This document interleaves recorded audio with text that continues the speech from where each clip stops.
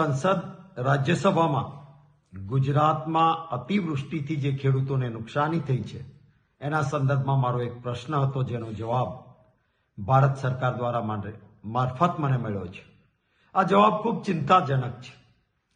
કેન્દ્ર સરકારે કહ્યું છે કે જ્યારે કોઈ મોટી કુદરતી આફત આવે ત્યારે એનડીઆરએફમાંથી સહાયની મોટી રકમ મળે, પરંતુ રાજ્ય સરકાર દ્વારા નુકસાનીનું સર્વે કરીને કોઈ આવેદન આપવામાં આવે, માંગણી કરવામાં આવે, ત્યારે આ રકમ છૂટી થતી હોય છે.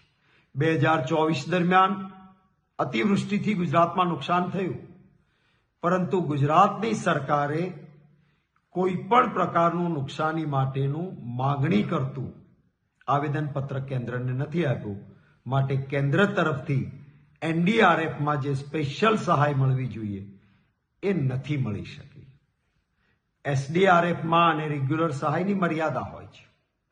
ભૂતકાળમાં આવા પ્રસંગોએ ગુજરાત સરકારે કેન્દ્રની સ્પેશિયલ સહાય માટે આજના વડાપ્રધાન શ્રી જ્યારે મુખ્યમંત્રી હતા ગુજરાતના, હું વિરોધ પક્ષનો નેતા હતો, એમણે સ્પેશિયલ સહાય માટે આવેદન રજૂ કર્યું હતું. શરદ પવારજી કૃષિ મંત્રીને વિનંતી કરીને ખાસ એ ગાંધીનગર પણ આવ્યા હતા. કોંગ્રેસ પક્ષ તરીકે અમે પણ ગુજરાતને વધારે સહાય થાય, કેન્દ્રમાં કોંગ્રેસની સરકાર હતી, માંગણી કરી હતી અને ઉદાર હાથે એનડીઆરએફમાંથી પૈસા મળ્યા હતા જ્યારે આટલું મોટું નુકસાન નહોતું. આ વખતે ગુજરાતમાં ખૂબ મોટા પાયે નુકસાન થયું, કેટલાય ખેડૂતો બરબાદ થયા છે.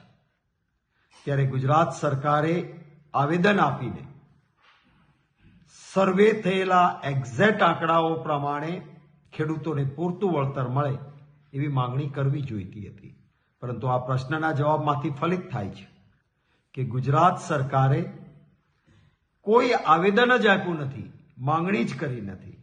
હું માનું છું કે આ એક ગુનાહિત બેદરકારી છે. ગુજરાતના ખેડૂતો પાયમાલ થાય, કેન્દ્રમાંથી પૈસા મળે એમ હોય, ડબલ એન્જિન સરકારની વાતો કરતા હોય, એટલે કે બંને જગ્યાએ ભારતીય જનતા પાર્ટીની સરકાર છે, એમાં પણ વડાપ્રધાન શ્રી એ ગુજરાતના છે આપણા, ત્યારે તો મોસાળ લગનને માં પીરસણે આપણા ખેડૂતોને, આપણા ગુજરાતીઓને નુકસાનીમાં વધારે ફાયદો મળવો જોઈએ. એના બદલે માંગણી પણ નહીં કરવાની, આવેદન પણ નહીં આપવાનું. હું માનું છું આ એક ગુનાહિત બેદરકારી છે અને ગુજરાતની જનતાને ઘોર અન્યાય ગુજરાતની ભાજપની સરકાર દ્વારા થયો છે. એ વાતનું ભારોભાર મને દુઃખ છે.